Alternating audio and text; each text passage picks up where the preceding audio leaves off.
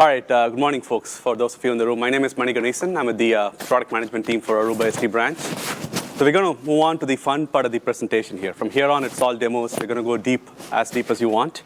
We're going to start off with some of the SD-WAN elements first, all the features that we talked about focused on SD-WAN. Then we'll get into the SD-LAN elements. We'll show a demo of what really SD-LAN means, the dynamic segmentation, the role-based policies, and all of that. And we kind of wrap up with the security elements. How do we integrate? What are the inbuilt security features that are available on Aruba SD-WAN gateways? Good morning. I am Samuel Perez, solution architect for SD branch. So you see all these guys come from routing background. I am the one with the orange blood in the team. So I'll be showing you the demos and doing all the cool stuff. So first topic here is SD-WAN Orchestrator, what exactly it is. It is our horizontally scalable, elastic, multi-tenant, you add on more buzzwords. It's a control plane element of SD-WAN, where you could fully automate the way we bring up the SD-WAN overlay, building all of the tunnels, understanding all the prefixes, where they live, exchanging the prefixes according to the topology requirements. Some customers have different types of models, such as hierarchical hub and spoke. We talked about some of the customers that have thousands and thousands of locations. We support hierarchical model of building overlays, where you can actually tunnel them to a different set of headends and then build a mesh topology around the headends. So that way you're able to scale better. In some cases, it's straight up mesh topology. Customers say, I have all these sites that need to talk directly to each other. So it's entirely up to the customer to choose the topology based on their policy requirement. And the orchestrator will automate the way the overlay tunnels are brought up and the routes are exchanged.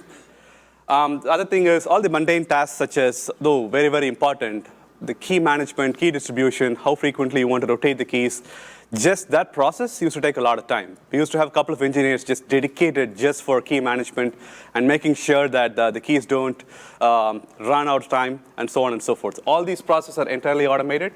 And it is a multi-tenant architecture. So either within a single Aruba central cluster, we could have hundreds or thousands of customers using that. Or if it's a large-scale customer, where you could grow horizontally as well, where a single customer can grow up to thousands and thousands of sites, where we're able to scale that. In some of the testing we've done, we've built up to 1 million tunnels with this orchestrator, because we didn't go with the VM approach. If you really thought of how this initial control plane orchestrators were built in 2013 and 2014, a lot of this PaaS layer, microservices, and containers were just coming up, right? And when we built it, we really wanted to make sure we leverage all these things that would make us scale faster and scale better.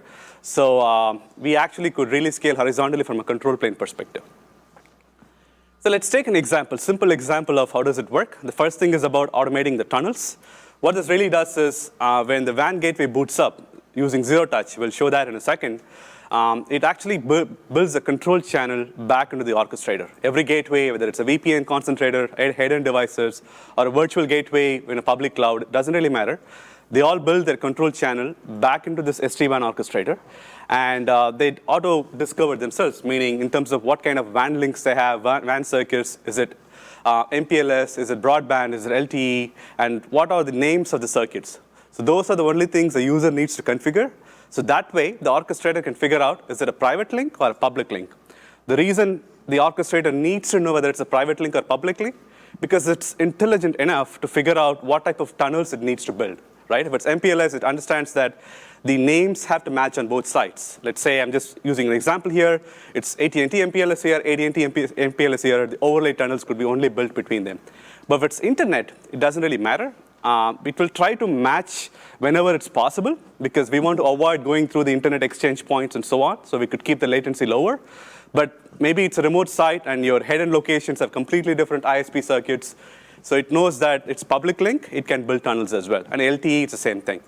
So essentially, it builds a control channel, has this massive database. Think of 14,000 locations that we just talked about multiplied by 3 uplinks. So it builds this database, and then just brings up all the tunnels based on the logic I just talked about. This is just the tunnel orchestration process. The other thing it looks at is topology requirement. Some customers, like I mentioned, is it hub and spoke with hub mesh, regional hub and spoke, partial mesh, full mesh. You just enter the topology here. The input just goes into the orchestrator. You're not touching the devices. You're not configuring tunnels. You're not configuring routes here. The same logic applies for routes. Once you understand how tunnels work, it's the same thing. The devices have control channel. The one thing I do want to point out is these control channels going back into central are very different from the management channel we have. The management channel is a typical WebSocket because there's a lot of telemetry going in, a lot of configuration files going back and forth. But for this control channel, we got to be latency sensitive. There should not be any head-of-line blocking. So all these are taken care of. It's a Google RPC channel, and then it's a remote procedure call that gets placed into the orchestrator. As soon as a link goes down, it just updates the orchestrator. Orchestrator knows that this link is not available. It updates everybody else in the fabric that you can't use the tunnel anymore. You got to fail over to another tunnel. It's that simple. So in terms of routing, as much as we want to automate our own SD-WAN fabric, we understand that when it comes to branch LAN or data center LAN, we got other routing protocols. So what we have is native support for OSPF and BGP. Your data center typically runs one of those protocols. And even in the LAN, for the branch, we support 3 different models. In typical retail environment, it's simple connected VLANs. That's what we mostly see. They have a bunch of VLANs, data, voice, PCI, guest, and so on. And when it comes to large big box stores or enterprise offices, they have like OSPF and BGP routing, right? So you can simply say, it discovers what is the LAN routing protocol. You configure what routes you want to redistribute back into the overlay. So the overlay learns all of these routes. That's the redistribution policies you just turn on. And you're doing this as a group level. Like Ramanan talked about, you're not going to device and configuring what routes are getting redistributed. You go to this group saying, OK, these are my Asia-Pac sites, these are my European sites, and I want to redistribute only certain VLANs, certain routes, and so on and so forth. And once it builds, just for simplicity, you can think of it as a massive cloud routing service that's running. It builds this database of what are routes and where they live, and what are some of the parameters of the routes, the properties of them. If it's BGP, we can natively understand if 2 data centers are advertising the same prefixes, we can actually look at the BGP properties. Which one is advertising with a better AS path? Which one has a longer AS path? Or if you want to do some community-based routing on the overlay, and if you have local preference that are different, you can look at all of that, and it takes routing policy. If they're all the same, then you can actually set up preference. You can say my East Coast locations, I have affinity towards my East Coast data center, but if that fails, I want to fail over to Central. If that fails, I want to fail over to West Coast. You could do the exact opposite for your West Coast sites. So that is an example of a policy that you input into the orchestrator, which gets orchestrated as the routes are redistributed back into all the gateways, all the nodes in the fabric. Those routes are advertised with the right cost. So you're not going and configuring what should be the cost of the route, what tunnel the overlay should prefer. It is the policy input that you're providing to the orchestrator that gets executed and pushed out to all the devices in the fabric. I have a question for you Sure. on that. When you say cost, are you being very specific to OSPF, or does that generally just mean the preference in whatever routing protocol that you're in to try to influence? Yeah, you use the term loosely when it comes to overlay. When I say cost, so when it comes to LAN, it could mean anything for BGP. Okay. So it's just a preference, what I meant. Do you have support for VXLAN? No VXLAN support on the overlay. It's all native IPsec tunnels. Okay. Yeah. But you were talking about data centers running OSPF or BGP. What about data centers running VXLAN? On the northbound, so we got to learn routes. If it's just straight up VXLAN, if it's kind of L2 network, we have to redistribute those VLANs back. So we don't understand VXLAN on the northbound. It's got to be VLANs for us. Got it. Or layer 3 routes such as OSPF or BGP. Typically on the VXLAN fabric, there is a border router that advertises those routes back to us. So that's how we have been integrating with those VXLAN fabric. Okay. Okay, so let's see more in the demo. This is an example of a typical customer network, the preference model we talked about.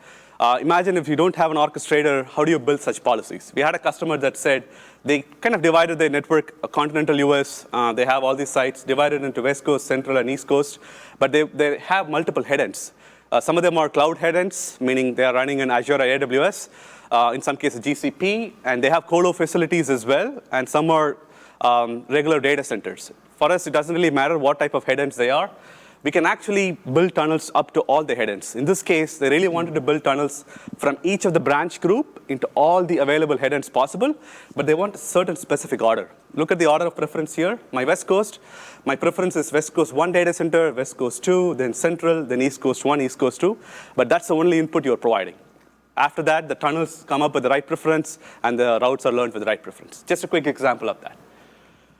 Okay, so we talked enough. So we have a few minutes. One quick question on sure. that. So in the way that you're building your underlay, is that routing based too? We've talked to some other SD-WAN providers that are doing things that are outside the scope of traditional routing, is that how I see that you're handling it at the edges as you're handing off to the data center or to the branch, but are you using routing protocols as part of your underlay as well?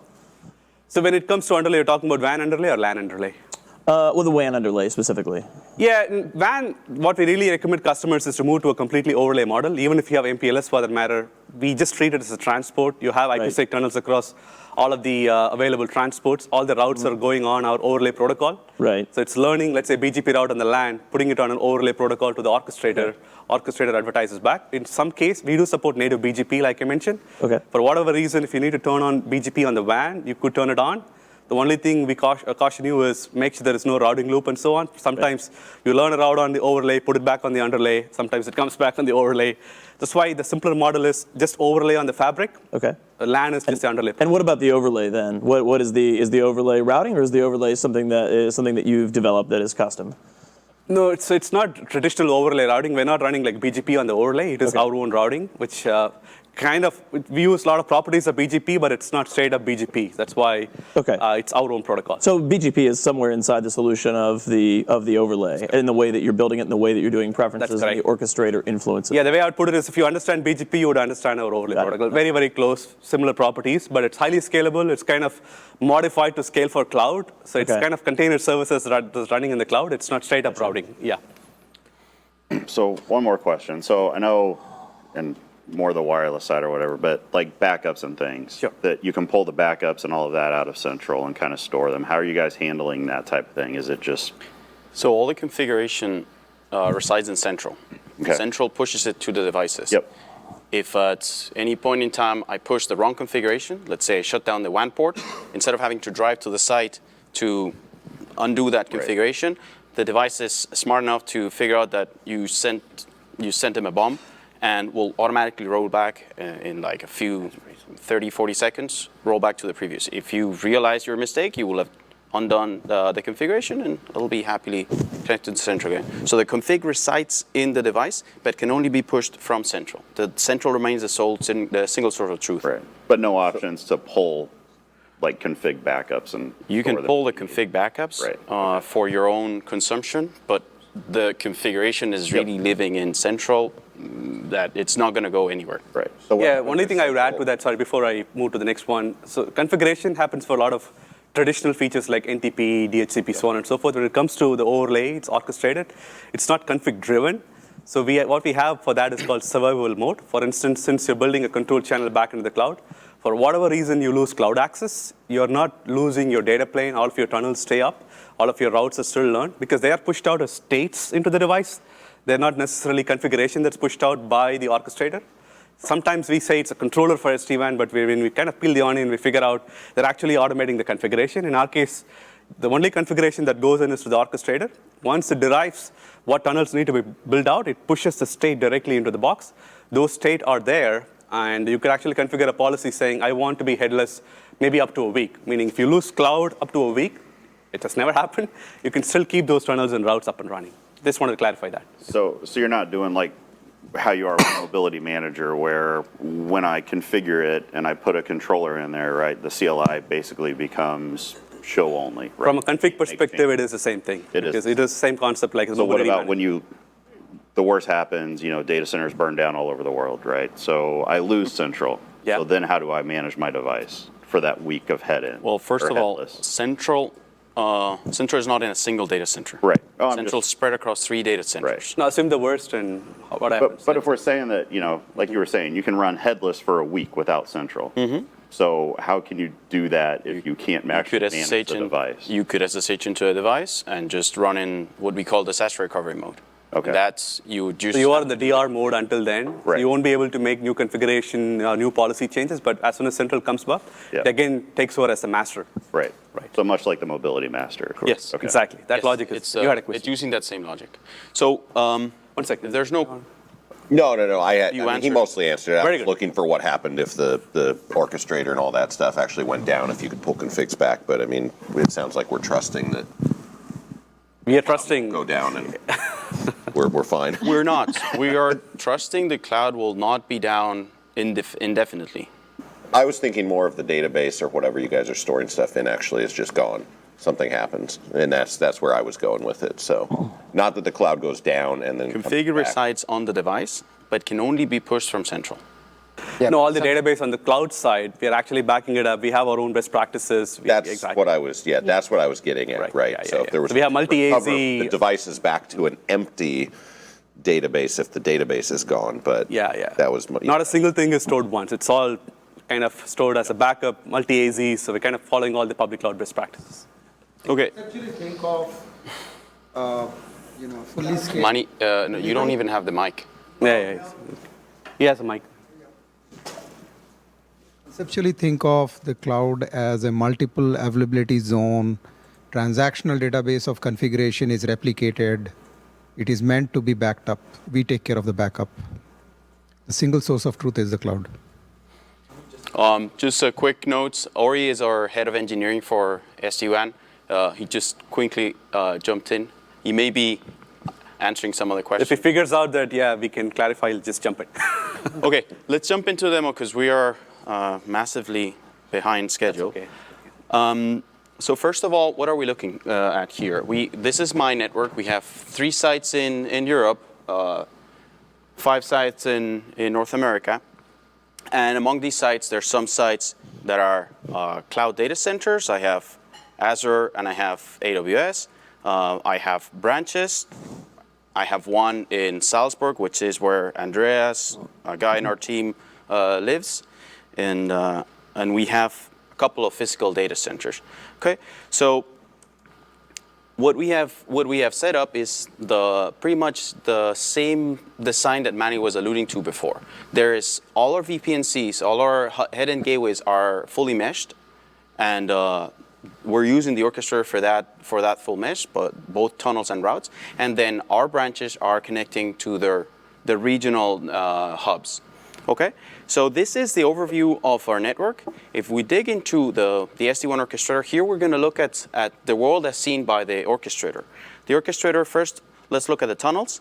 It's going to tell me that I have a set of groups. Remember what Mani and Ramana and Kishore have been saying. Configurations are done on a group basis. So what I have is my branches in EMEA, for instance, I have a certain policy that they have to connect to my data centers in Amsterdam, and this actually is in Frankfurt, not in Dublin, but I have to change the location. So what we see here is immediately that the devices have their control connections up. We see Salzburg up, and we also see the data centers in EMEA up. Then the next thing we're going to see is the tunnels. We see here that the Orchestrator has brought up not just the tunnels between Salzburg and my data centers in Europe. It's also brought up tunnels between, for instance, my data centers in Europe and my data centers in the US to exchange routes between them. Okay, I have some prefixes in the US, some prefixes in Europe. Those routes, those tunnels are being exchanged. We're using the Orchestrator for that. And Andreas's gateway will learn about the networks in the US through his data centers. We can do it. This is an example of the hierarchical meshing logic I was talking about, where all the local branches in Europe are going to their corresponding headends. All the branches in the US are going to their headends, but the hubs are meshed in this case. So all the routes learned by the headends in the US are automatically exchanged over the overlay tunnels that we built into the headends in Europe. So that way, if a branch in the US wants to talk to a branch in Europe, you actually have a WAN core as well. We're just not solving the problem of the local SD-WAN, we are also solving the problem of WAN core. So you can simply move away from private WAN core into broadband, which we have seen customers actually taking some steps. So we thought, why don't we automate the WAN core part of SD-WAN as well, not just the SD-WAN part. Yeah. Do you have the ability to break the hub-to-hub tunnels and or not form them? Because generally speaking, or I don't know whether or not your hub-to-hub tunnels will form over. Go ahead. Hold on that question for a second, okay? Because I'm going to get to that point in a little bit. Cool. Before we get there, let's look at how the tunnels have been set. If we look at the Salzburg site, we see that there's 2 tunnels being instructed to Salzburg. This one that is in bring up state, that is because we only have one uplink, so it's not going to come up. And this other one, which is up. The Orchestrator is sending the IPsec SAs directly to the devices. So there's no IKE negotiation, no key exchange between the devices themselves. It's all the Orchestrator sending the keys triggering the read keys, handling all that for us from the cloud. Okay.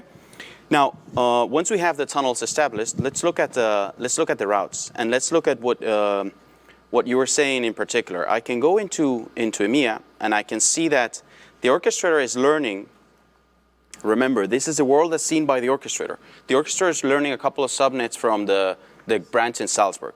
The orchestrator is also pushing a set of subnets to the branch in Salzburg. And you can see here how the cost is 10, 20, generally low numbers. Okay? When the orchestrator pushes routes to the VPNC in Amsterdam, you see a lot of numbers that are very high. These numbers are the routes that are being pushed by the orchestrator to reach the other data center. In this case, we're running hub mesh. So when we're running hub mesh, what we do is we set a very high cost in case there's also not a backup route. This would be the backup route, okay? In case there's also an MPLS connecting them. If you just want to run in hub mesh, these would simply not exist. Yeah, just clarify that. It is completely optional. You can choose not to do hub mesh at all. Some customers do have the WAN core. They want to continue using them. It's an optional tag you turn on. But even if you do turn on, you have an option to say that is only a backup. I just added broadband between my data centers. In case my dark fiber links, for whatever reason, goes down or not performing well, I want to fail over to the hub mesh. That is an option as well. How do you leverage both paths if you want to leverage both paths? Can that be done unequally? Yes. Okay. Yes, but we will get there in not the next block, the one after. Okay, no problem. We talk about WAN policies and how we route flows. Gotcha. Yeah, we'll get there. Cool. Yeah. So just a quick note to wrap up and then go back to the next block. How do we set this? Okay, remember, group level, I am in branch EMEA. I have defined a couple of uplinks. I just give them an identifier. Next thing I do is I set my VPN policies. In this case, I want them to tunnel, as I mentioned before, to the DCs in EMEA, and have the DCs handle the communication all the way across to Europe. And here's the preference that Manny was talking about. If you have your BGP attributes coming into the orchestrator, they would take precedence over this. But if there's a same prefix advertised by 2 data centers, well, I will prefer Amsterdam over the AWS data center. Last bit is going to be the routing. Very, very straightforward in the same sense that we've traditionally redistributed from static to OSPF, from OSPF to BGP. Here we're going to redistribute from whatever we may have in the branch. In this case, this is just a small site. We just have directly attached subnets. Redistribute into SD-WAN, and that's all I need to do. That's what triggers all the connectivity that's happening. Yes. So just out of curiosity, for branch locations that are behind like multiple carrier grade NAT configurations, does mesh even become an option for those site locations? Are you guys doing remote control and saying always initiate the session outbound so that that's correct. Connections, and then stitch that together from the hub central and say like, hey, this is going to be an inbound request, but we're really not going to know where it's coming from because all of that. So spot on in terms of we have a stun type service where we actually, when devices initiate outbound connections, we discover what is the NAT address. Sometimes even without a carrier grade NAT, you may have just a modem from broadband, which is actually NATing the service. But the address on the gateway itself is a private address. So we discover the addresses. If it goes through one more layer of NAT, we discover that as well, because the probing service I talked about, as soon as the gateway comes up, it starts sending outbound connections into that service. Right. So how do you handle the route topology configurations? And if everyone's using like 100.64 for service provider transition addressing space, then it's all going to be the same. So it becomes like this weird, like you can't really route propagate that because your downstream customer is getting something out of 100.64. Yeah, that is an interesting question. If the public address in the space, because everybody goes through CG-NAT, becomes the same space, what we're thinking of is add one more layer of NAT for our own understanding. Okay. Because there is no other way. If you want to automate that. But that is not done. It's in design process right now. 4 layers of NAT. Yeah. Because for us, when we want to really build tunnels, everybody looks like 100.64. Right. So it's been in the design process to figure out maybe we need to, within our overlay, how do we differentiate those sites? Okay. Right. We have other models such as site IDs as well. We're thinking maybe site IDs become the unique differentiator. Right. So you got some sort of GUID that you can apply again. You got it. All right. But that's not there yet today. So we're building that. Yeah. Okay.